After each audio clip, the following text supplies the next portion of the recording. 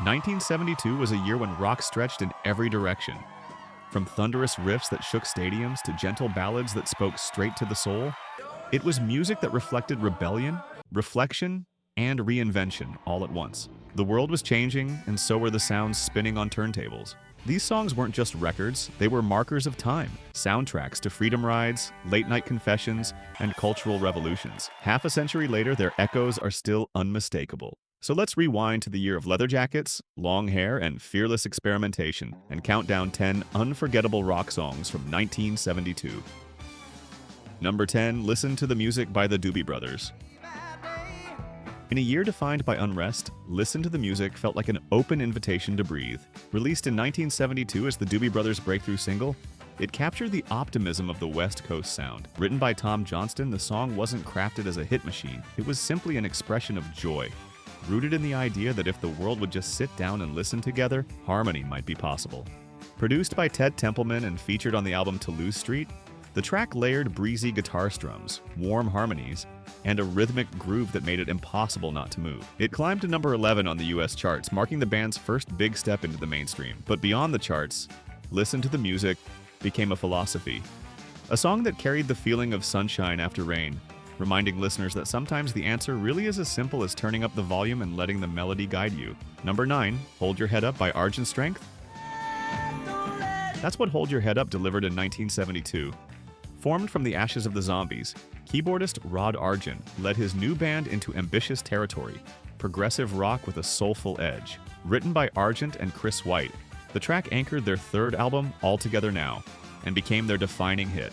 From its opening bass line, the song builds with tension and purpose before exploding into a chorus that dares you not to sing along. But the heart of it lies in Argent's swirling 2-minute organ solo, a rare moment where keys, not guitars, took center stage in a rock anthem. Produced by the band themselves, it climbed to number 5 on the US Billboard Hot 100, resonating as both a chart success and an anthem of resilience. Its message was simple yet timeless: stand tall in the face of doubt. Decades later, Hold Your Head Up remains a rallying cry for anyone needing the reminder that no matter how heavy the world feels, you don't have to bow your head. Number 8, All the Young Dudes by Mott the Hoople. By mid-1972, Mott the Hoople were on the verge of collapse. Years of grinding on the road had left the band exhausted and overlooked, ready to call it quits. Then David Bowie stepped in with a lifeline, a brand new song he had just written. That song was All the Young Dudes. Recorded in the summer of '72 with Bowie himself producing, the track became an anthem for outsiders everywhere. Ian Hunter's world-weary vocals carried the lyrics with a mix of defiance and hope, while the band delivered a glam rock performance that was both raw and electric.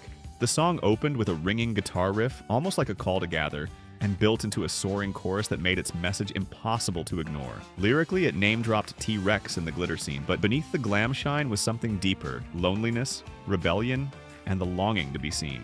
It climbed to number 3 in the UK, transforming Mott the Hoople from near obscurity into icons of the glam era. More than a hit, All the Young Dudes gave a generation of misfits their battle cry. Number 7, Tumbling Dice by the Rolling Stones. By 1972, the Rolling Stones had already been crowned the world's greatest rock and roll band. But instead of resting on their legend, they fled to the south of France, hiding from British taxes in a Villeterne studio where chaos reigned and creativity thrived. Out of that haze came Exile on Main Street and its lead single, Tumbling Dice. Originally a slow jam called Good Time Women, the song evolved into a swaggering groove built on Keith Richards' guitar and Charlie Watts' steady beat. Mick Jagger reshaped the lyrics into a loose gambling metaphor, full of resignation and attitude.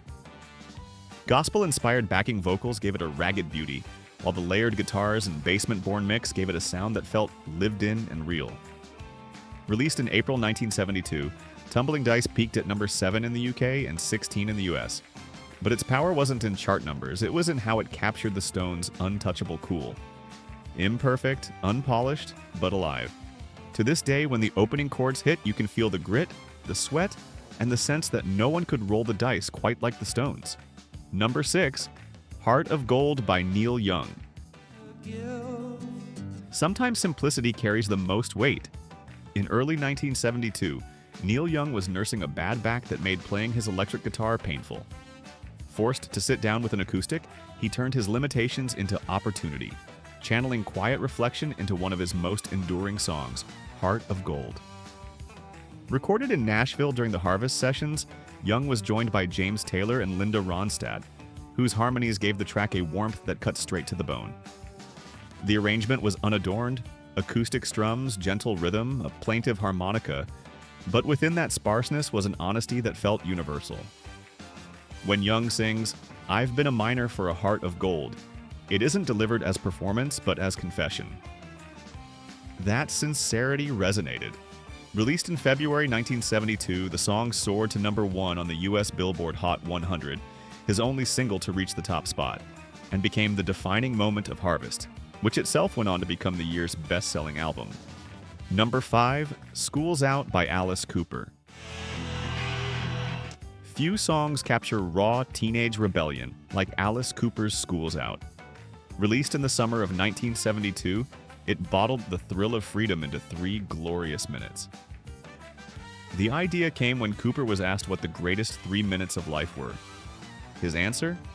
The final bell of the school year, when the doors fly open and the world feels limitless. With producer Bob Ezrin pushing the band into grander territory, the track blended pounding guitar riffs, theatrical flair, and even a chorus of kids shouting like they had just been set free.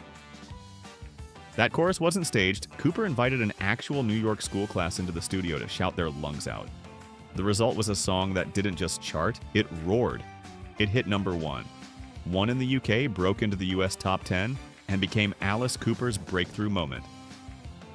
But its true legacy lies in culture. Graduation parties, movies, commercials, first joyrides, it's been the eternal soundtrack to youthful escape. School's Out wasn't just a rock anthem. It was, and still is, a rite of passage. Number 4, Take It Easy by Eagles. Sometimes the simplest words echo the loudest. Take It Easy, the Eagles' debut single in 1972, felt like a breeze drifting through a car window on a desert highway. Co-written by Jackson Browne and Glenn Frey, it fused country, folk, and rock into a sound that would define the Eagles' career, and much of 70s rock. The story of its creation is pure serendipity. Browne had the opening verse but couldn't finish the song. Frey, living in the apartment above him, added the now famous line, "It's a girl, my lord, in a flatbed Ford, slowing down to take a look at me." And with that, a classic was born. Recorded at Olympic Studios in London with producer Glyn Johns, Take It Easy was built on rich harmonies, laid-back guitar, and Bernie Leadon's banjo adding country charm. It peaked at #1, 12 in the US, but its true success was cultural. It introduced the Eagles' signature sound to the world and became more than a song. It became a mood, a way of life. Number 3, Ziggy Stardust by David Bowie. If one song defined David Bowie's transformation into a rock icon, it was Ziggy Stardust. Released in 1972 on the rise and fall of Ziggy Stardust and the Spiders from Mars, it wasn't just a track, it was a story, a character, a myth. Bowie painted the tale of an androgynous alien rock star who arrives to save Earth with music, only to be destroyed by his own fame. With Mick Ronson's snarling guitar, Trevor Bolder's bass, and Woody Woodmansey's drums, the Spiders from Mars brought Bowie's vision to life. The song's riffs were sharp, theatrical, and unforgettable, capturing both the glitter of glam and the grit of rock. Though never released as a single in the US, Ziggy Stardust became the heartbeat of Bowie's concerts and the embodiment of his stage persona. Fans didn't just listen, they lived it, dressing as Ziggy, embracing his call to be different, bold, and unashamed. Today, it stands not just as a Bowie classic, but as a defining chapter in rock history. A reminder that sometimes, to change music forever, you have to invent a whole new world. Number 2, Rocket Man by Elton John. It begins in silence, then drifts in on lonely piano chords. I miss the earth so much, I miss my wife. Then, like its namesake, it launches. Rocket Man, released in April 1972, is more than a song, it's a meditation on isolation, duty, and the cost of chasing greatness. Written by Elton John and Bernie Taupin and produced by Gus Dudgeon, the song was partly inspired by Ray Bradbury's short story The Rocket Man. It carried the same cosmic wonder as Bowie's Starman, but where Bowie leaned into fantasy, Elton leaned into melancholy truth. The ache of being far from home, Recorded at Chateau d'Hérouville in France, the track combined Elton's aching vocals, Davy Johnstone's slide guitar, and atmospheric synths into a sound that felt otherworldly yet intimate. It soared to number 1, 6 in the US and number 2 in the UK, and half a century later, its resonance hasn't dimmed. Rocketman became Elton's eternal anthem, bridging pop and rock while reminding the world that even heroes in the sky are human at heart. Number 1, Smoke on the Water by Deep Purple. The riff that launched 1,000 guitar lessons. Smoke on the Water isn't just one of the greatest rock songs of 1972, it's one of the greatest of all time. Built on Ritchie Blackmore's stripped-down 4-note guitar line, it's raw, immediate, and unforgettable. But beneath the sound lies a true story. In December 1971, Deep Purple traveled to Montreux, Switzerland, to record their album Machine Head. The night before their session, a Frank Zappa concert at the Montreux Casino went up in flames after a fan shot a flare gun into the ceiling.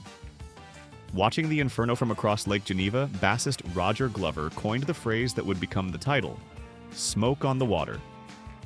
With Ian Gillan narrating the chaos, John Lord's organ swirling behind him, and Ian Pace's drums hammering it home, the band turned disaster into an anthem. Released in 1972, it peaked modestly on the charts, but over time became one of the most recognizable riffs in rock history. Smoke on the Water isn't just music, it's living history, proof that sometimes greatness rises out of flames.